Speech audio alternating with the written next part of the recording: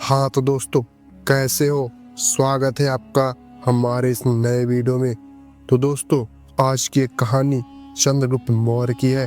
बहुत समय पहले की बात है, जब भारत छोटे छोटे राज्यों में बांटा हुआ था।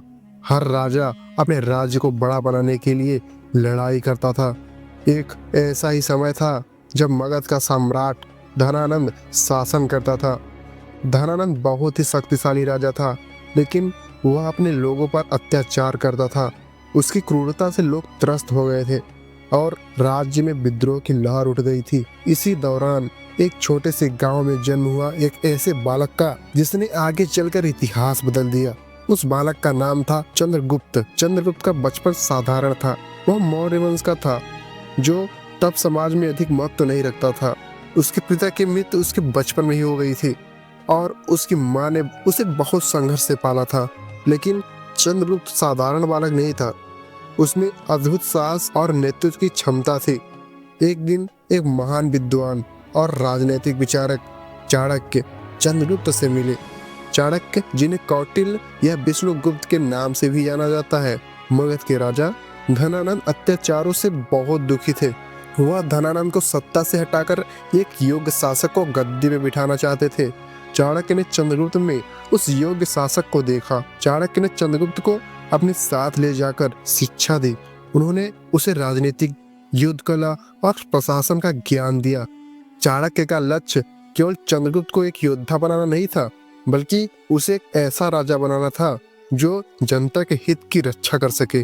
चंद्रगुप्त ने अपने गुरु से न केवल एक विद्या प्राप्त की, बल्कि धैर्य और रणनीति की गहरी समझ भी सीखी।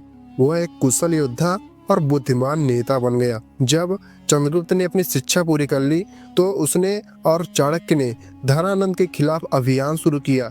लेकिन यह काम आसान नहीं था। मगध का साम्राज्य शक्तिशाली था। उसकी सेना बहुत बड़ी थी। पहले प्रयास में चंद्रगुप्त और चाणक्य असफल रहे, लेकिन चाणक्य ने हार नहीं मानी। उन्होंने चंद्रगुप्त को सिखाया कि असफलता केवल अनुभव पाने का एक तरीका है। उन्होंने अपनी रणनीति बदली और छोटे छोटे राज्यों को अपने साथ जोड़कर अपनी ताकत बढ़ाई। धीरे धीरे चंद्रगुप्त ने अपने लिए एक मजबूत सेना खड़ी कर ली। उसी समय भारत के उत्तर पश्चिमी हिस्से पर सिकंदर महान का आक्रमण हुआ। सिकंदर ने कई राज्यों को जीत लिया था, लेकिन उसकी सेना थक चुकी थी और वह भारत के भीतरी हिस्सों में नहीं जा सका। चंद्रगुप्त ने इस अवसर का लाभ उठाया। उसने सिकंदर के सेनापति को हराकर उत्तर पश्चिमी भारत के कई हिस्सों पर कब्जा कर लिया। इसके बाद चंद्रगुप्त ने मगध पर अपना ध्यान केंद्रित किया।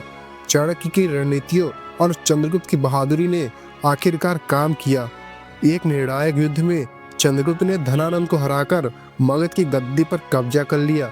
इसी प्रकार मौर्य साम्राज्य की स्थापना हुई। चंद्रगुप्त मौर्य केवल मगध तक सीमित नहीं रहा। उसने अपने साम्राज्य का विस्तार किया और पूरे भारत को एकजुट किया। वह भारत का पहला सम्राट बना जिसने उत्तर से दक्षिण और पूर्व से पश्चिम तक अपने साम्राज्य की सीमा बनाई। चंद्रगुप्त ने अपनी सेना को मजबूत किया और प्रशासनिक व्यवस्था को व्यवस्थित किया। चाणक्य के मार्गदर्शन में उसने प्रजा की भलाई के लिए कई नीतियां लागू की। जब चंद्रगुप्त ने साम्राज्य को मजबूत बना लिया, तो उसने अपनी गद्दी पुत्र को सौंप दी। इसके बाद वह जैन धर्म की ओर आकर्षित हुआ और संन्यास ले लिया। कहा जाता है कि अपने जीवन के अंतिम वर्ष में चंद्रगुप्त ने श्रवणबेलगोला में तपस्या की और वहीं अपने प्राण त्याग दिए।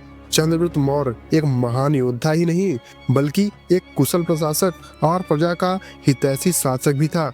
उसने भारत को एकजुट किया और एक मजबूत साम्राज्य की नींव रखी। उसका जीवन इस बात का उदाहरण है कि साहस, समर्पण और सही मार्गदर्शन से कोई व्यक्ति इतिहास बदल सकता है।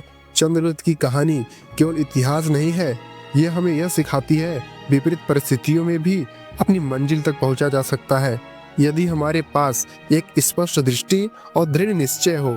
हाँ तो दोस्तों, आज की यह कहानी आपको कैसी लगी? अगर आपको यह कहानी पसंद आई हो तो प्लीज़ वीडियो को लाइक कर दीजिएगा। अगर चैनल पर नए हैं तो प्लीज़ सब्सक्राइब कर दीजिएगा। मिलते हैं आपसे नेक्स्ट वीडियो में। अभी के लिए बाय।